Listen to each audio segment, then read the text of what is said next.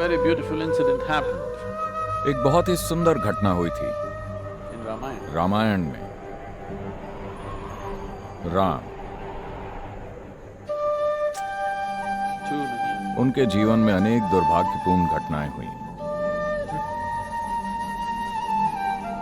वो एक राजा हैं, किसी कारण से वो अपना राज्य गंवा देते हैं, या वो उसे त्याग देते हैं, या जैसा भी हुआ हो, या धोखा देकर उन्हें निकाल दिया गया, या वो इतने शालीन हैं कि उन्होंने विरोध नहीं किया और वो जंगल में जाकर रहते हैं, कठिनाइयों से भरा जीवन जीते हैं। Then, इसके बाद रावण उनकी पत्नी का अपहरण कर लेता है and then, और फिर अपनी पत्नी के प्रति प्रेम, उनके खो जाने से हुई पीड़ा और उनके साथ क्या हो रहा है, इस चिंता के कारण वो दक्षिण भारत तक चलते हुए जाते हैं, तमिल लोगों की सेना इकट्ठा करते हैं। हाँ, तमिलनाडु में और कौन था? और फिर वो श्रीलंका जाकर युद्ध छेड़ देते हैं।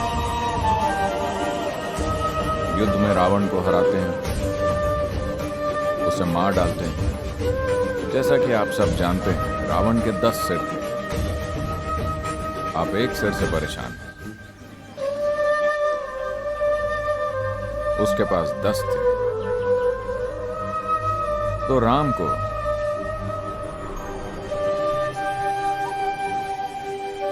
10 बार वध करना पड़ा ताकि उसे मारा जा सके। युद्ध में जीत हुई और वो अयोध्या वापस आ रहे हैं। राम तय करते हैं, वो कहते हैं, मैं वापस राज्य में नहीं जाना चाहता। मैं हिमालय में जाकर अगस्त्य मुनि की गुफा में कुछ समय बिताना चाहता हूं। the cave, Agastya Muni. Because ताकि अपने हाथों हुए पाप का प्रायश्चित कर सकूं।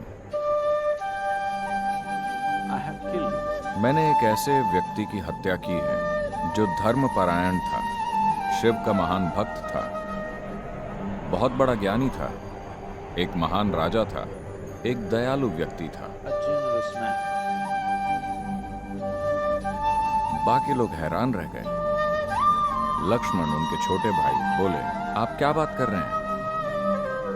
रावण ने आपकी पत्नी का अपहरण किया था।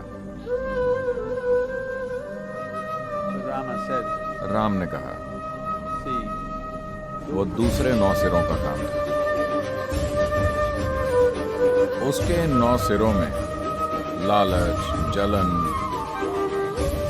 वासना वगैरह भरे थे, लेकिन एक सिर ऐसा था जिसमें विवेक, ज्ञान, धार्मिकता और भक्ति थी। मुझे अफसोस है उस सिर को काटने का।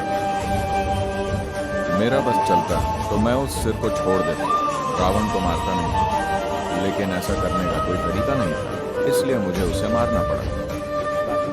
पर अब मुझे बहुत पछतावा हो रहा है उस एक सिर को काटने का।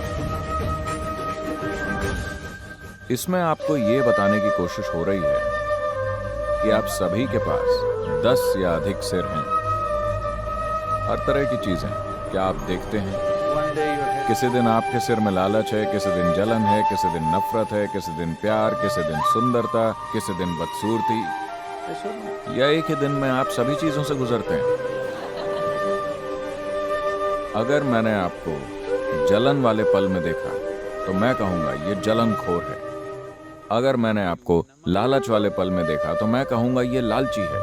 अगर मैंने आपको नफरत वाले पल में देखा तो मैं कहूंगा ये नफरत से भरा है।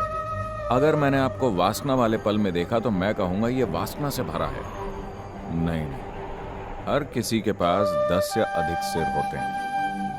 अलग अलग समय पर अलग अलग सिर काम कर रहे हैं, लेकिन हर किसी के पास कम से कम एक सिर होता है जो प्यार, सुंदरता, उदारता और करुणा वाला होता है। least one has. कम से कम एक ऐसा सिर होता ही है। तो आप अपने जीवन में सबसे बड़ी भूल ये करते हैं कि किसी गुण को पहचानने और उसकी आलोचना करने की बजाय आप व्यक्ति की आलोचना करने लगते हैं। राम यही कहने की कोशिश कर रहे हैं। उसने बहुत सारी बुरी चीजें की, लेकिन कोई बात नहीं, वो उसके दूसरे 9 सिर थे। But that one लेकिन उस एक सिर में मुझे बहुत सी संभावनाएं दिखी, लेकिन दुर्भाग्य से मुझे उसे काटना पड़ा। मैं चाहता हूं कि आप सब इस बुनियादी नियम का पालन करें, आश्रम में या आप चाहें जहां कहेंगे। अगर आपको किसी में कुछ गलत दिखे तो हम केवल उस गलती की आलोचना करेंगे, उस व्यक्ति की नहीं। जब आप दूसरों के साथ ऐसा करेंगे तो आपके साथ भी ऐसा ही होगा। ये तय करने की कोई जरूरत नहीं है कि मैं ऐसा हूं, मैं वैसा हूं या मैं तो ऐसा ही हूं। हाँ, कुछ पलों में आप वैसे रहे हैं, कुछ पलों में आप एक भयानक प्राणी रहे, कुछ पलों में आप बहुत सुंदर रहे, कुछ पलों में आप बदसूरत रहे, कुछ पलों में आप कमाल के रहे। अगर आप संभावना को मजबूत नहीं बनाते और उसे दूर नहीं करते जो आपकी संभावना में बाधा डालता है, तो आप आध्यात्मिक साधक नहीं हैं। वो अच्छी नहीं है, वो अच्छी नहीं है, वो अच्छा नहीं है, वो अच्छा नहीं है, वो अच्छा नहीं है, वो ठीक नहीं है। और यहाँ कुछ लोग हैं जिनसे आपका परिचय अभी नहीं हुआ है, वो सभी सुंदर हैं।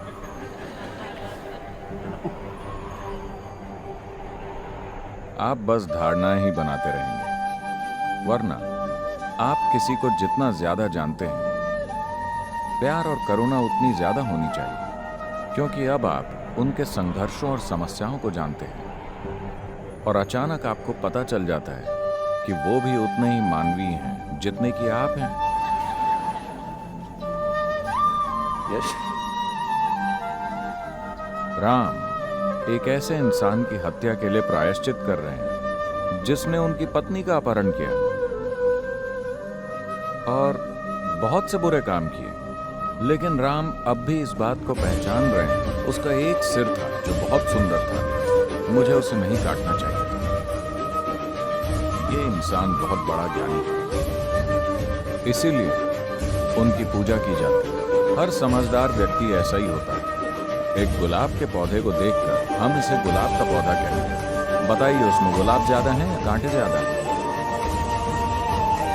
कांटे ज्यादा हैं, लेकिन फिर भी हम उसे गुलाब का पौधा कहते हैं, क्योंकि हम सुंदरता को पहचानते हैं। शायद एक ही गुलाब है और हजारों कांटे, लेकिन फिर भी हम उसे गुलाब का पौधा कहते हैं। अगर आप आम का पेड़ देखते हैं, उसमें आम अधिक हैं या पत्ते? बेशक पत्ते ही अधिक हैं। हम उसे पत्तों का पेड़ नहीं, आम का पेड़ कहते हैं, क्योंकि हम उससे टपकने वाली मिठास को पहचानते हैं। वो मिठास से भरी बूंदें, पत्तों से भरा पेड़, पर वो एक आम, वाह, आम का पेड़। हम लोगों में इसे क्यों नहीं देखते? अगर मिठास की एक भी बूंद हो, क्या आपने कोई ऐसा इंसान देखा है जिसमें मिठास की एक भी बूंद ना हो? देखा है आपने? तो कृपया ये करें,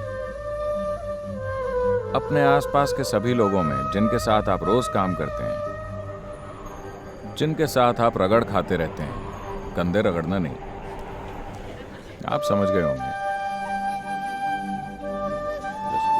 बस इतना कीजिए। वो सभी लोग, वो घटिया आदमी, ये बुरी औरत,